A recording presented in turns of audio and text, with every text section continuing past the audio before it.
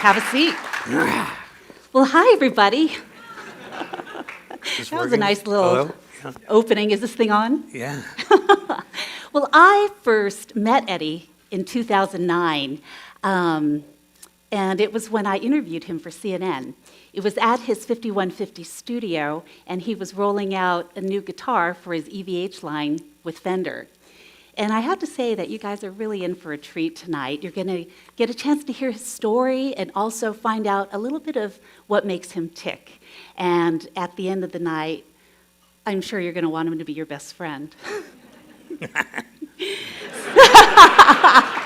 Maybe not. Well, this is a nice, intimate crowd. You're usually used to arenas. It's about as far as you can see in an arena. Well, let's head into the program. The theme of tonight is rock and roll and reinvention, coupled with what it's like to be an American. And this is kind of your story, truly.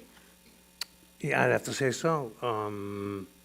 Let me start off by saying that my father was a professional musician, classically trained on clarinet and saxophone, and he traveled the world making music, and he met my mother in Indonesia. And after the war, Indonesia used to be a Dutch province, and after the war, they had a choice to either remain under their rule or move back to Holland. And they opted to move back to Holland, where life became a little rough because my mom became a second-class citizen because she was Indonesian. So here she is stuck at home with two rugrats, Alex and I, and my father's out trying to get gigs, which kept him from home for weeks at a time. Eventually, with the big band era and everything coming kind of to a close, in order to make money to have any kind of gig at all, he joined the Air Force in Holland to pay the rent. And somewhere along the line, when he turned 42, he said to my mom, "Let's pack up the kids and the piano and move to Beverly." Except it wasn't Beverly Hills, that is. We came to America on a boat, 9 days on the boat, and he performed on the boat with the band, and that was our ticket over here. And one day he comes up to Alex and I, and he goes, "Why don't you guys play piano during the intermission?" So we ended up performing also on the boat, which showed us the quirks of being a performer, or the pluses of it, because the next night we're at the captain's table eating dinner. So we found out at an early age, what being on stage meant, to a certain extent. But anyway, so when we finally arrived in Pasadena, California, it was rough. My father, a classically trained musician, had to walk 3 miles to go wash dishes. He was a janitor at Masonic Temple and Pacific Telephone. My mom was a maid. And there was always a common thread of music in our family. Ever since we were young in Holland, somewhere my mom had a sense that we were going to follow in my father's footsteps, and knowing that in the back of her head, she insisted that we start being classically trained on piano already in Holland. That's why we brought the piano with us. But anyway, so we come to America, and my mom being a maid, and my dad being basically a janitor, and the thing just got out. It's back.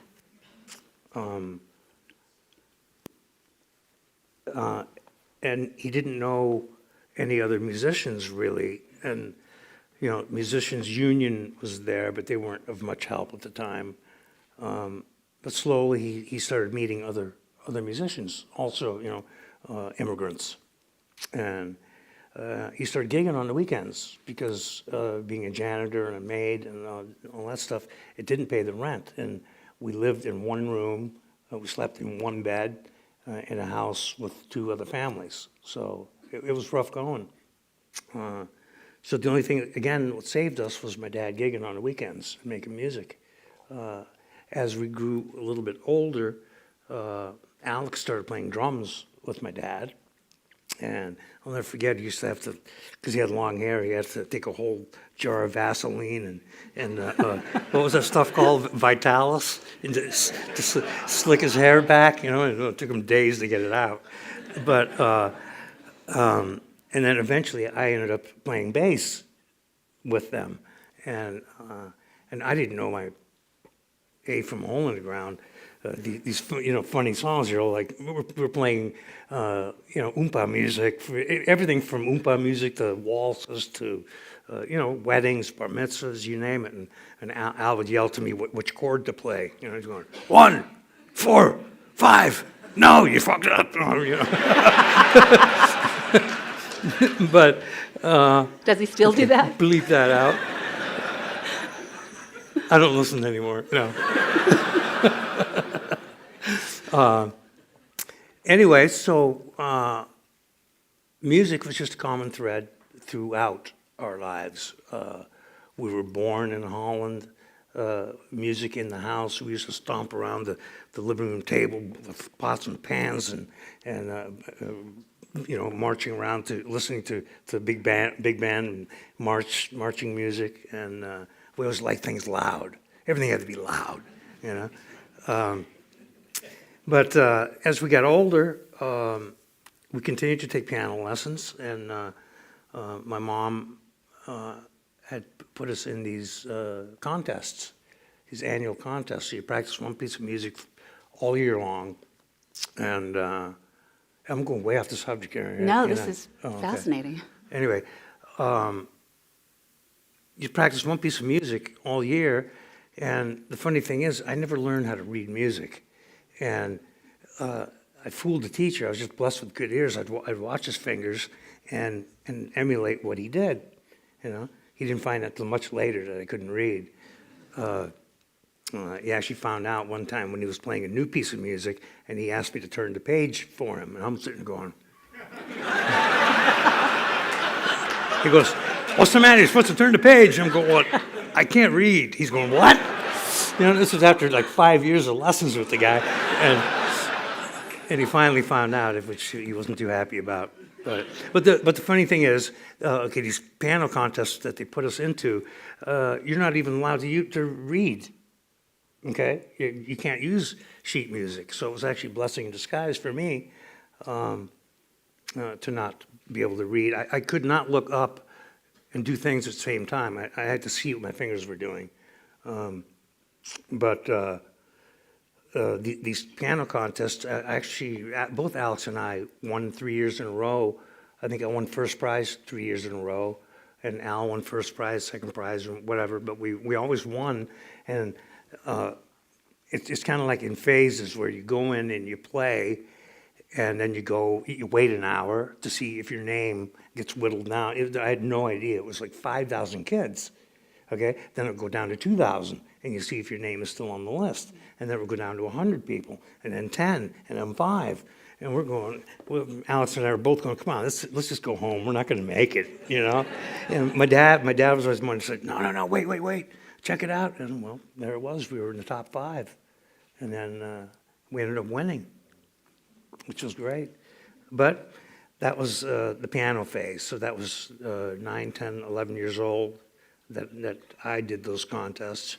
And then we discovered the Beatles and Dave Clark 5, and of course, like any kid, we wanted to rock and roll. And I quit piano lessons and the contest circuit, so to speak, and said, I want to get myself a drum kit, because I like a song Glad All Over, boom, boom, boom, boom, boom, by Dave Clark 5. And I wanted to play drums, so I got a paper out, bought a St. George drum kit for $125, and my mom somehow had convinced my brother to still do something musically respectable, which is take flamenco guitar lessons. Now, forgive me if my memory or recollection is different from yours, Hal, but all I remember is me going out and throwing the papers and coming home, and he's playing my drums. And I'm going, okay, PO'd me a bit in the beginning, you know. And then finally I just said, okay, he's just better than I am. So I never wanted to play guitar, but I said, okay, go ahead, take my drums, I'll play your damn guitar. And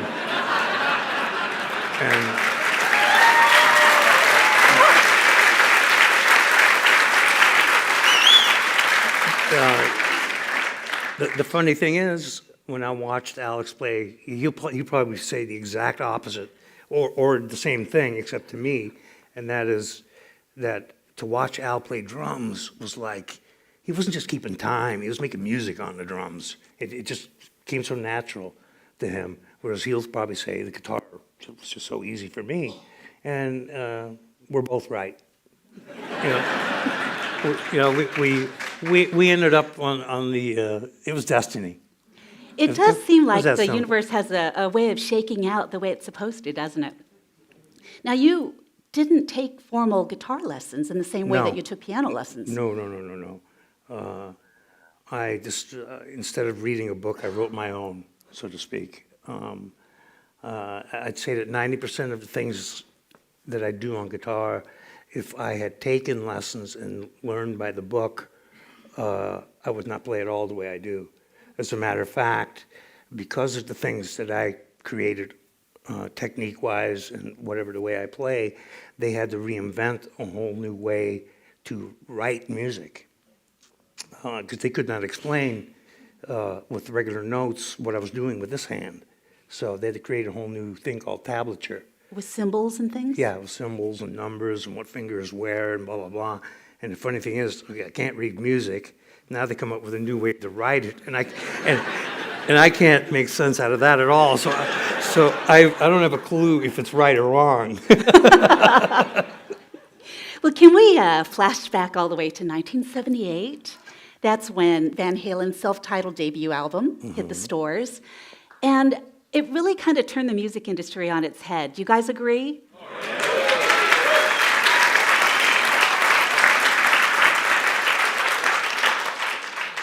There were sounds that he was making with his guitar that nobody had ever heard before. The sounds on that record were a lot of years of experimentation and tearing apart guitars and opening up amplifiers and getting electrocuted and thrown across the, kicked around and it was a lot of. By the time the first record came out, we had worked so hard to make that record, to get to that point. Because don't forget, being a rock and roll band in 1977, 78, it's kind of what it's like today, except back then it was punk and disco that was, dominating the charts. There was no rock and roll to be heard of. So for us to succeed in that, amongst or in the middle of that, and anyway, but the sounds. Let me start by saying I was never happy. I guess what drives me to tear things apart is some of it is necessity and some of it is just experimenting, because I'm always pushing things past where they're supposed to be. It's I hate to bring up Spinal Tap, but while they're going to 11 at the time, I was already going to 15. I was already way past that. But so anyway, what I really loved about a Fender guitar was the vibrato bar, except they only came with single coil pickups, which at high volume they squeal and they're very thin sounding unless you use some kind of distortion pedal or whatever, which I could not afford. And there's the other company, Gibson, that made a Les Paul. Les Paul was a dear friend of mine also, which made humbucking pickups, which were similar to these. They canceled the hum, and it has a much fatter sound. So I proceeded to find a company that made knockoff bodies and necks of Fenders, a company called Boogie Bodies. And I went out there and said, how much for a body? He goes, oh, you don't want one of those. I go, why not? The guy goes, they're seconds. I'm going, I thought he meant those are next to be made. No, what he meant was those are junk. we can't sell those because they have knots and, they're damaged. I said, great, I'll take one. So I bought a $50 body and $75 neck, and I proceeded to take a chisel and a hammer and make a hole big enough for a Gibson pickup to put in there. And of course, that pickup had to come out of a guitar somewhere. So I ruined that guitar by ripping the pickup out, but I knew I was on to something.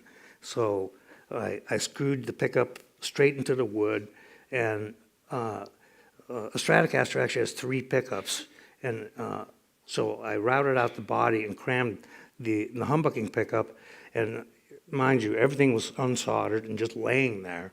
It had 3 knobs and 2 pickups over here, and I had 1 pickup that I wanted in there, and I go, okay, now how am I going to hook this back up? I had no clue how to hook it back up, so I wondered if it would work if I just hooked the humbucking pickup straight up to 1 knob, and it worked. So I just ripped everything out, threw it away, and made my own pick guard to cover the holes, and that's what ended up being that guitar. With all your experimentation, was there ever anything that didn't work? Like, do you have a whole graveyard full of instruments that... Yes. Yeah. Yes, I've destroyed many actual vintage guitars, taking just choice pieces out that I wanted for this and that. But so then finally, okay, then I had the guitar built, and I guess one of the most often asked questions is what prompted the paint job. That I have no answer for, except that I'm sitting there with a blank piece of wood with a guitar that sounded great and did everything I wanted, and I painted it black, and I'm going, this looks kind of boring, and there's some tape laying there, and I just started taping it up, take a razor blade and just cut pieces out and spray painted it white, and then took it all off, and I'm going, this is kind of cool. And it was really as simple as that. There was no, I have to make a piece of art, even though it's interesting looking. And then later on, the red guitar is the same guitar as the white one. I taped over it again and spray painted it red.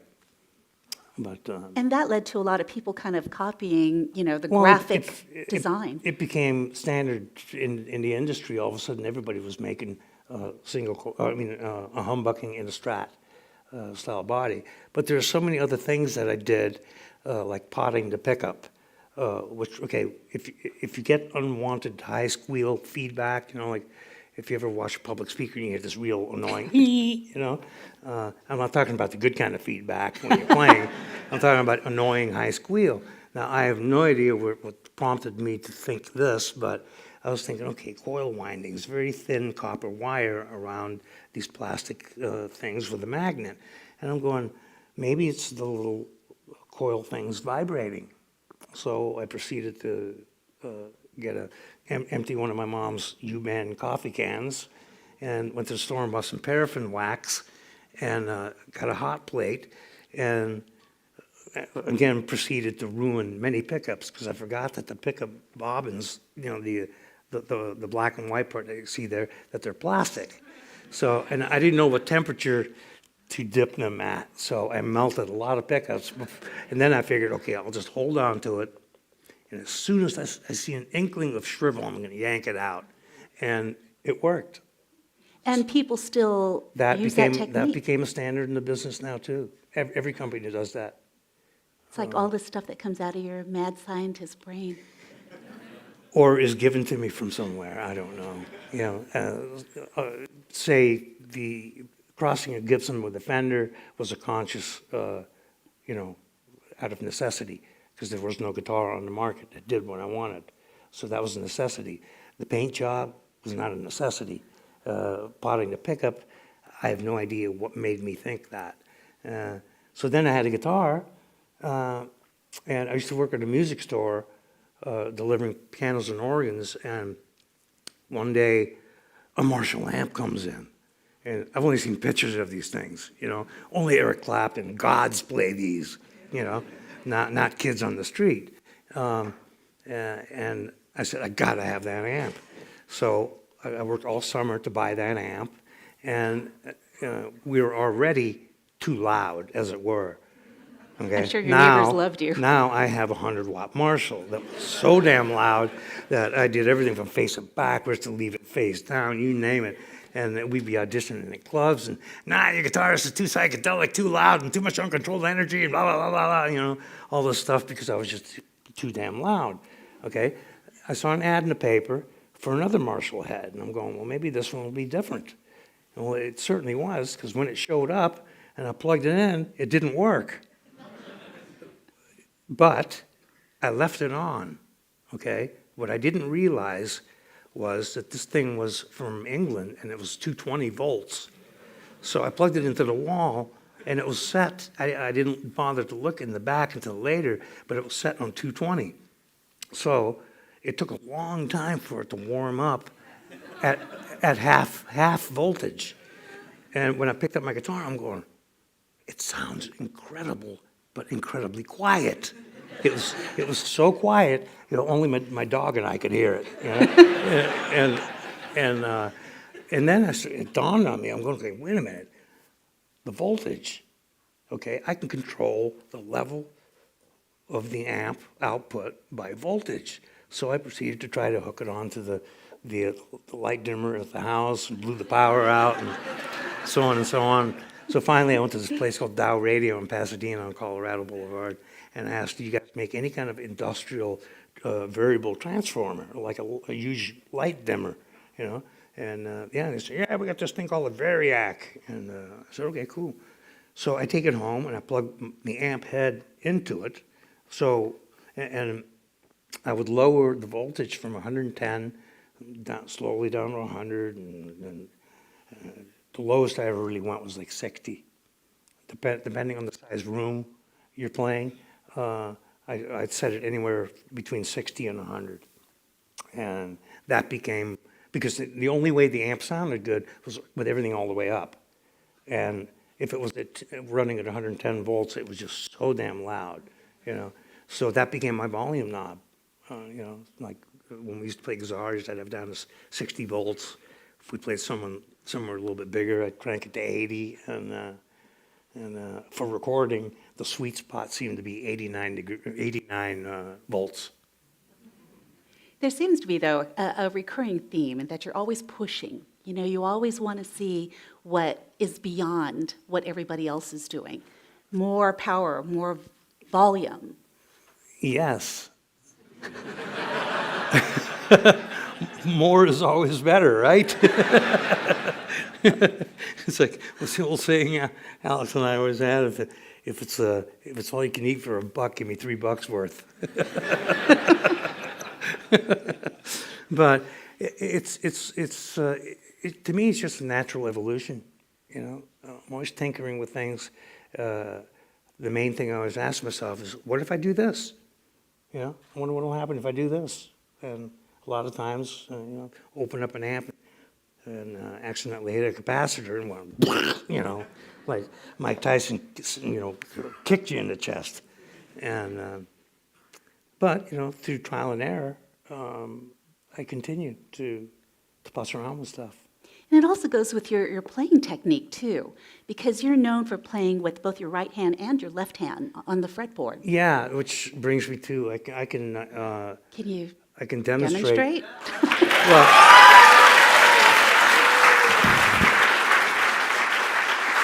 Whoops. There goes the earpiece. But it's worth it if we get the guitar in his lap. there it is. Got it. Maybe, yeah. Is it working? Yeah, good. Okay, let's see if I can do that again. I didn't know this was going to be a Oh, is it? striptease Is in it hooked onto addition. my jacket? Got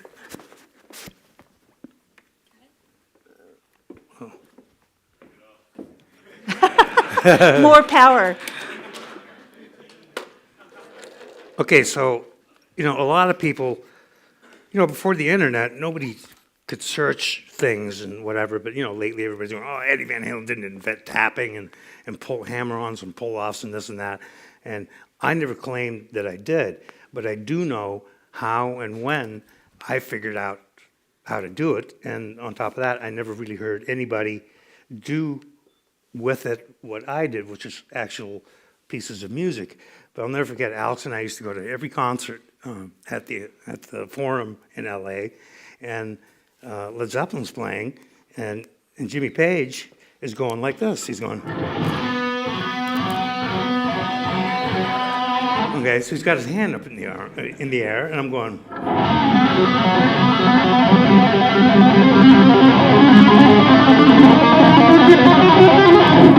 So basically, I just moved the nut. Okay, this part right here is the nut. But then, I instead of using this hand, I use this hand. So like right now, if I go like this, you can't tell which finger I'm using. This hand or that hand. You tell me, right hand or left hand?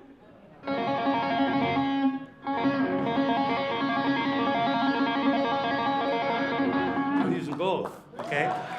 So, no, so my point being is it's basically this finger, or these two, or however many you want to use, is just an extension of this hand. Okay, so if I'm playing an A,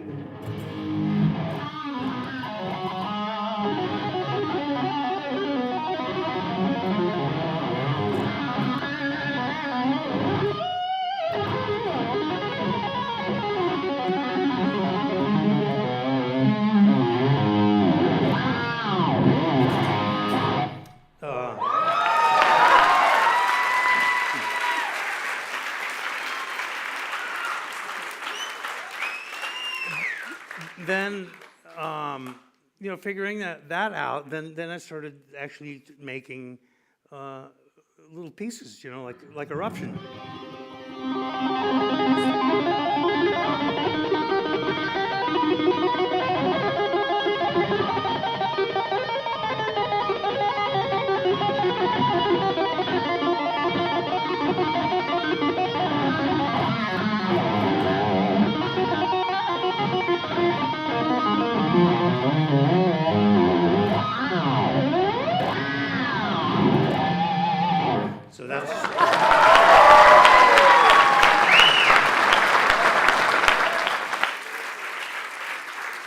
So that's the tapping, or I don't even know what they call the stuff. I didn't call it anything.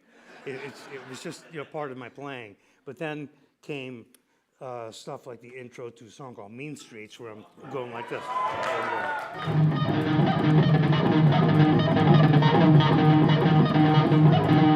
And then harmonically doing. So it's just harmonics by tapping.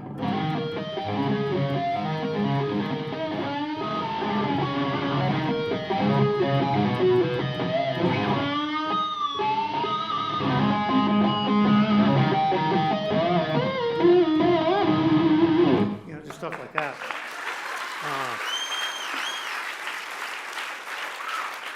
And people ask me, where are these harmonics? Well, they're everywhere. If you just go like this. You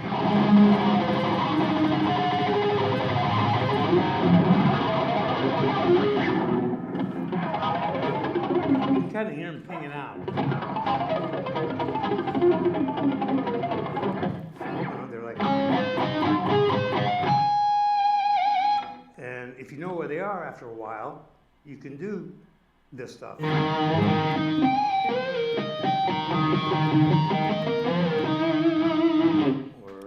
see, I don't have the right effects, but that doesn't sound right.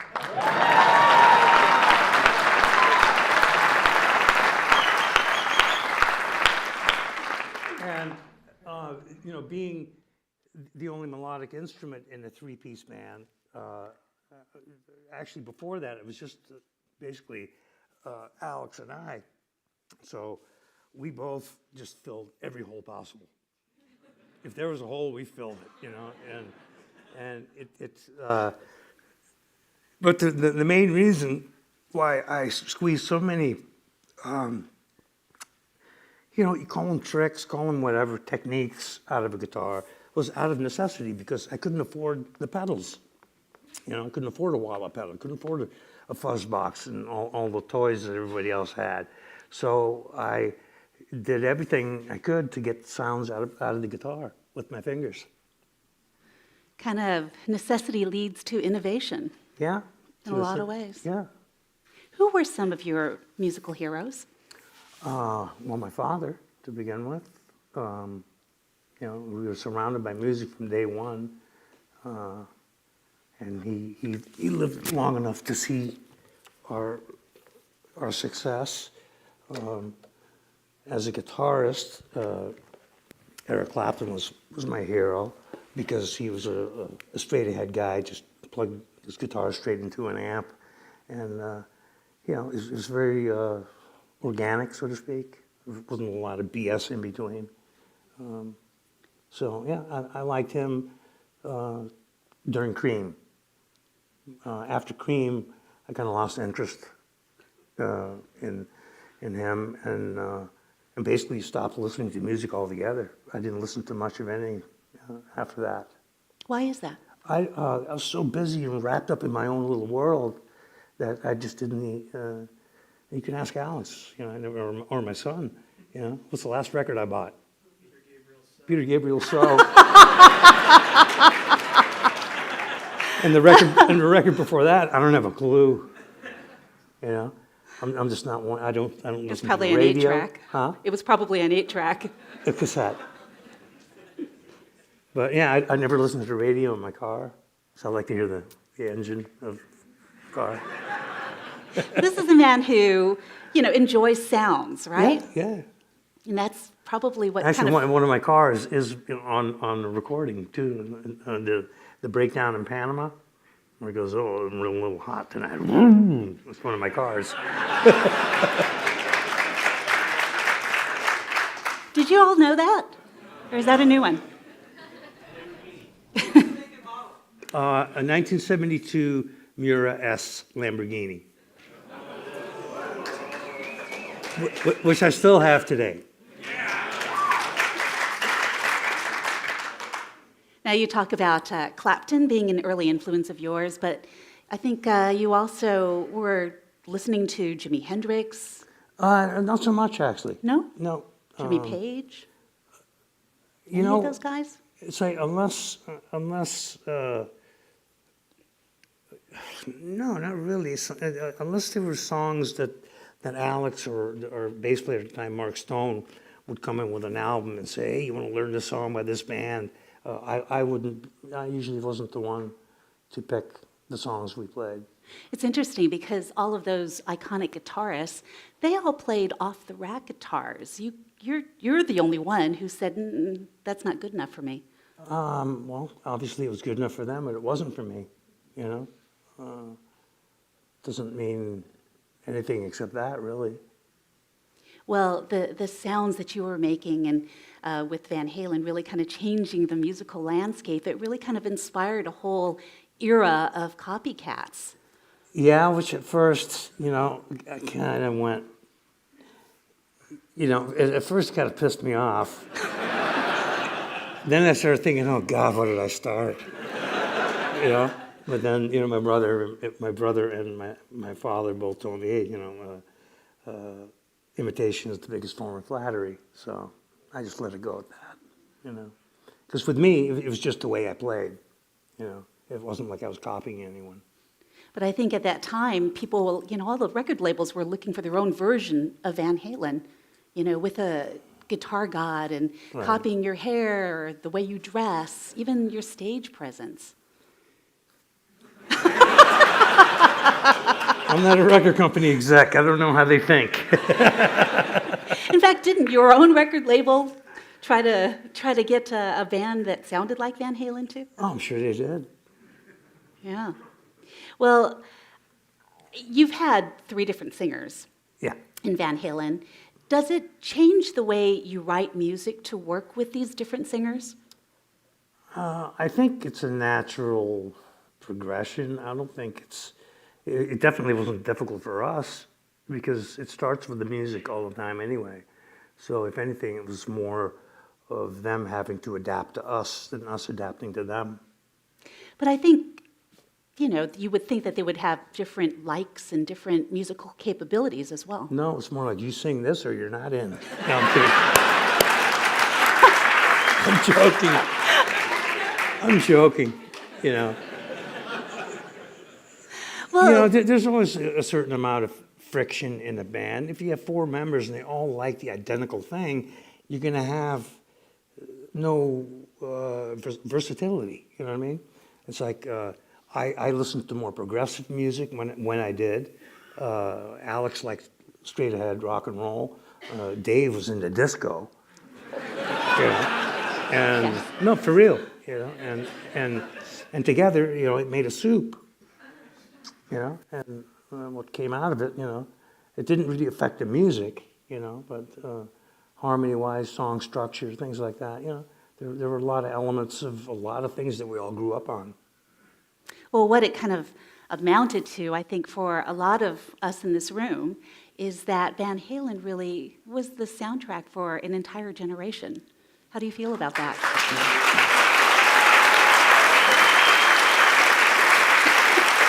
Two thumbs up. Well, I mean, it's an honor, I mean, very few bands are as lucky as we have to still have an audience, after pushing 40 years. Rock and roll in recent years has kind of taken a backseat to pop, to hip hop. Do you think it can make a comeback? I think it has gone away, come back so many times. I would bet anything that it's coming back. Do you think? I mean, don't forget, we got signed in the middle of punk and disco. They laughed at us. What are these guys doing, playing rock and roll? It's Get Down Tonight, man. KC and the Sunshine Band. Which you used to play, right, when you were doing covers? It sounded like Black Sabbath when we did it. That's another thing, in the club days, we had to play top 40 to get to gigs, and it was impossible for me to emulate what these records. I could not make, for the life of me, I tried so hard to make the songs we had to play, to make them sound like the record. But it was also a blessing in disguise, because all I could do was me. No matter what I played, it sounded like me. And that's why whenever you hear Van Halen, it's Van Halen, because that's all we can do. You hear Alex's drums, it's his drums, It's just the nature of the beast, Otherwise, we probably would have become studio musicians.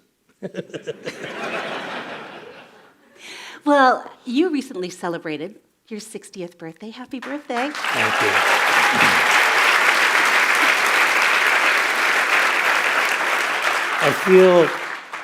I feel like a 60-year-old punk kid who plays guitar in a rock and roll band, and I'm so blessed and so honored to be able to do that, making music with my son and my brother.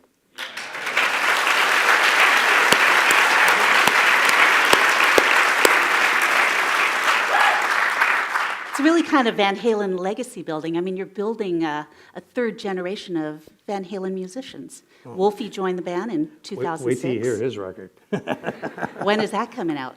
Pardon? When is that coming out? Oh, they just started it, probably end of the year. But this is not pop talking. This is real talk. It blew my mind. Looking forward to hearing that. Oh, yeah. Bringing the rock back, Wolfie? Well, you guys all met Alex and Wolfie here, sitting in the audience.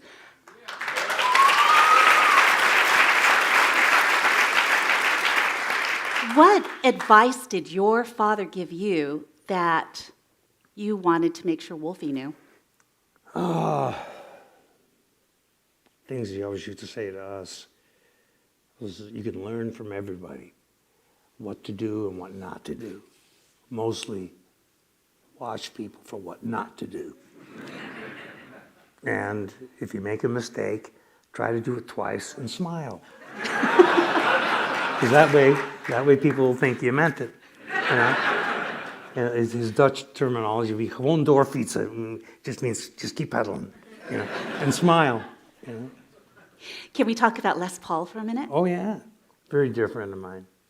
A lot of people are saying you're the heir to the torch he carried for half a century. I mean, you both write, play, you both innovate.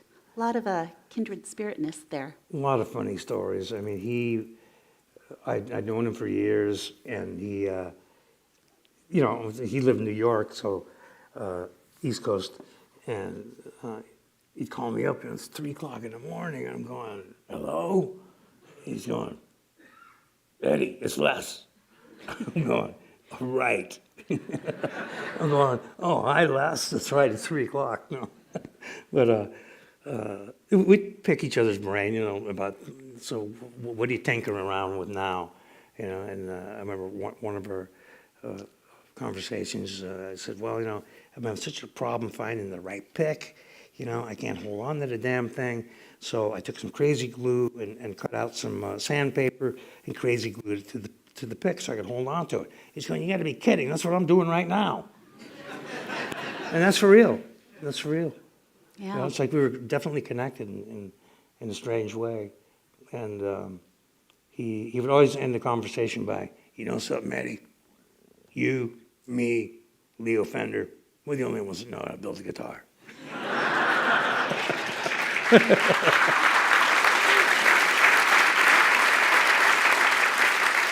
He was a wonderful, wonderful man. And I'm so glad that my son had the opportunity to meet him on the '07 tour, on the '07 tour in backstage in New York. And remember, he asked me about the tapping thing, and I almost got him to do it, because he said, show me how you do that tapping stuff. And I said, okay, here. And then at the last minute, we either had to go on or something, or he backed out and said, nah, I better not, But that was a moment to capture, or a moment to remember. Do you feel as though you're living the American dream? Oh, come on. Coming here with approximately $50 and a piano, not being able to speak the language, going through everything to get to where we are. If that's not an American dream, I don't know what is,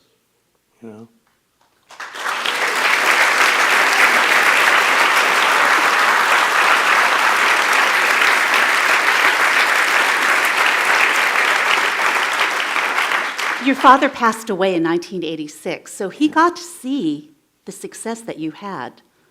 Yes, he did get to see it. He used to sit on my side of the stage next to the monitor guy, and you could just see him just boogieing and, smiling and teary-eyed smiling. He was just so happy he was crying. So yeah, he got to see the success that he didn't have. And Which indirectly he did get. Well, he's the one who had the name Van Halen. Obviously, he was. Without him, we wouldn't have been. So yeah. Well, I'm sure. Oh. No, I'm sure he was incredibly proud. I mean, really, only in America is it still possible. It's all about freedom, and you put your nose and tail to it, and if you have anything that you want to do, I really still think that if you just don't stop, Well, those are great words to kind of think about as we leave here. But in the meantime, we have some questions from the audience. Keith, there we go. Thank you. We do have some questions from the audience. We left some time aside for all of you guys. There are 2 of us with microphones. They'll approach the people with the questions. I want to say that please say your first and last name before your question. This is being recorded. It'll be up on the whatitmeanstobeamerican.org website first thing tomorrow morning. You can share with friends, family, colleagues, and other amazing fans who could not make it tonight. Danielle's got the first question on the left. Hello, Ed, over here.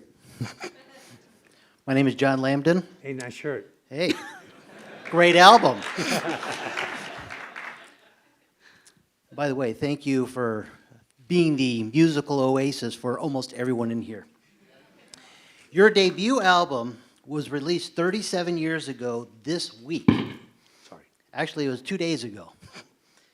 When you finished recording it, what was your personal feelings of how it would be received based on the musical landscape of that time? Like I said earlier, we were you know, rock and roll was not at the forefront at all on the charts or anything. So we didn't have a clue, really. But what got us to getting a record deal is the same thing that made that record succeed, which is we just played everywhere nonstop. We were on the road for 11 months supporting that record. We did 23 gigs in 25 days in England alone.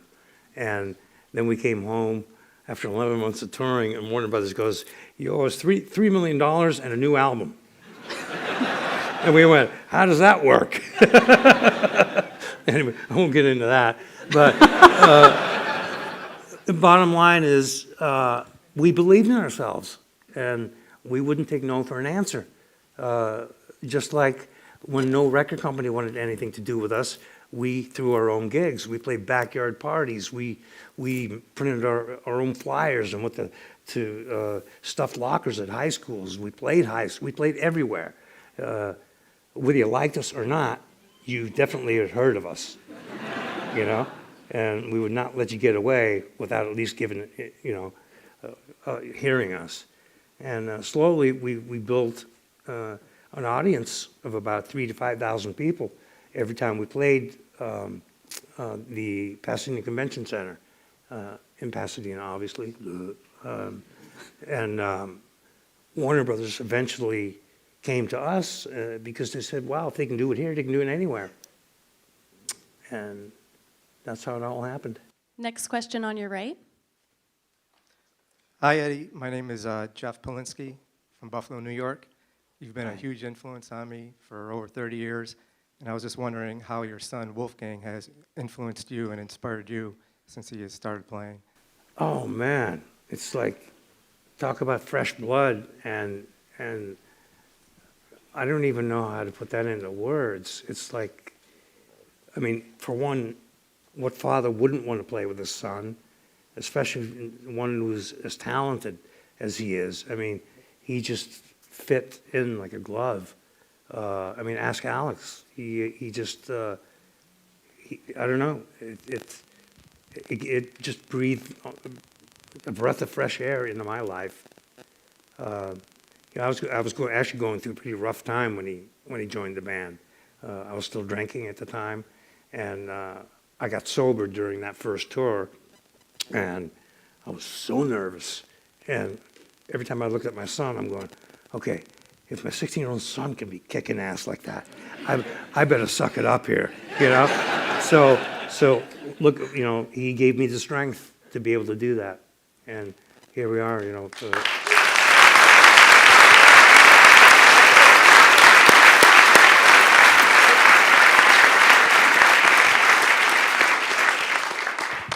Next question on your left. Edward Van Halen. I'm too from Buffalo, New York, Dave Dahm, and I don't know that guy. Funny enough, I swear to God. Anyways, so just want to say one thing before my question. I have to say this to you. I have scenarioed this in my mind for 35 years, what I would say to you, and I just want to say thank you, man, from the bottom of my heart. You're very welcome. All right. My question is, of all the deceased musicians out there that are no longer around, could you pick one to play with? Who would that be? Wow. I'd love to jam with my father again.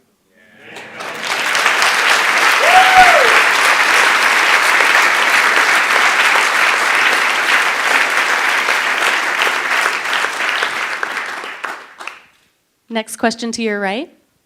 Hello, my name is Cole Ratliff, and my question for you was, when you first came to America, what was your first day of school like? When you first came to America, what was your first day of school like? Oh, it was absolutely frightening. Because, you know, we already went through that in Holland, first day, first grade.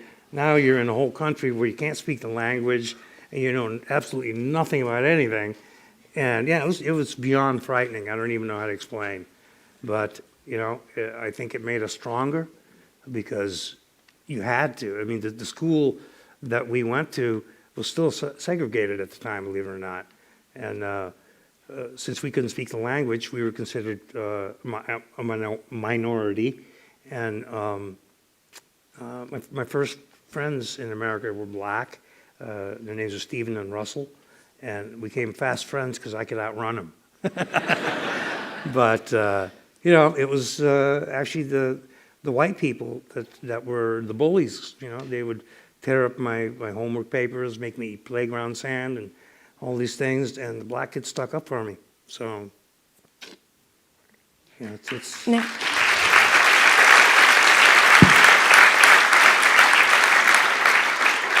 Next question on your left. Hello, Eddie. My name is Kyle Lambden. Hi, That's my dad. And I just want to say thank you for keep rocking it.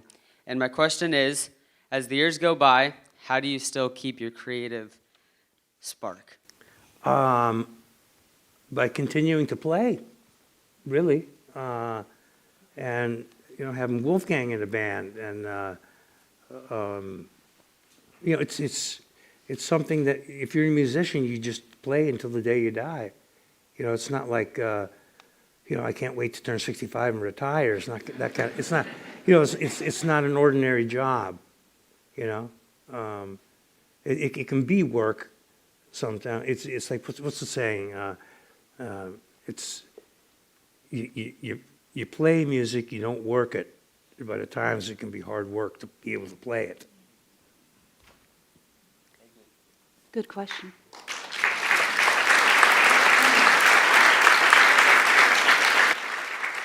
Question to your right. Hi, Eddie. Robert Drake. Hello. Hello. This question is along the lines of musical reinvention. If you were to begin your career all over again from the beginning, but with a different instrument, what instrument would you choose? I would pick drums. And the same thing would probably happen. So here we go, Groundhog's Day. No. Yeah, I would probably go for drums, and Alex would play guitar, and then we'd swap. A little bit, yeah. Between Wolfgang and Alex, I can't keep up with these two guys. They are both insane drummers. Pardon? No, they don't need to worry about anything. We have time for one more question. I want to invite all of you to join us in our reception, which will be in the lobby. There are wine, drinks, soft drinks, whatever you fancy. There's some food out there as well. Both of our guests tonight will be out there in the reception as well. So please do stay behind and join us.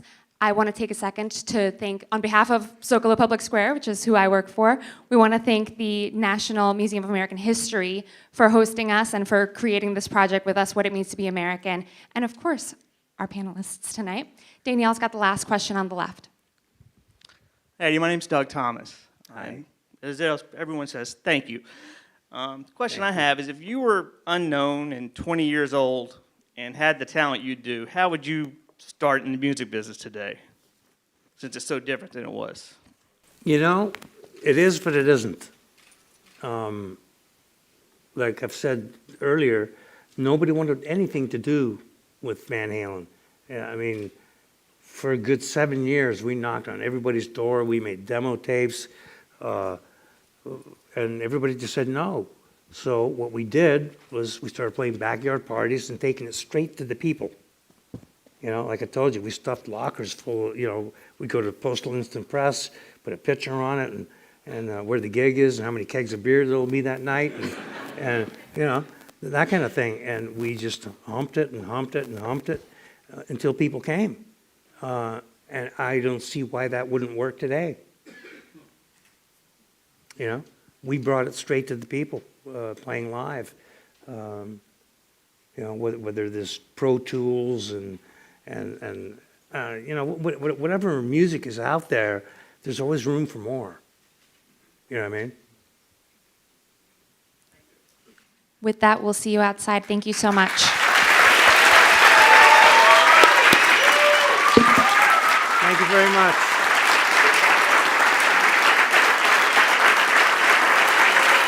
Thank you for coming.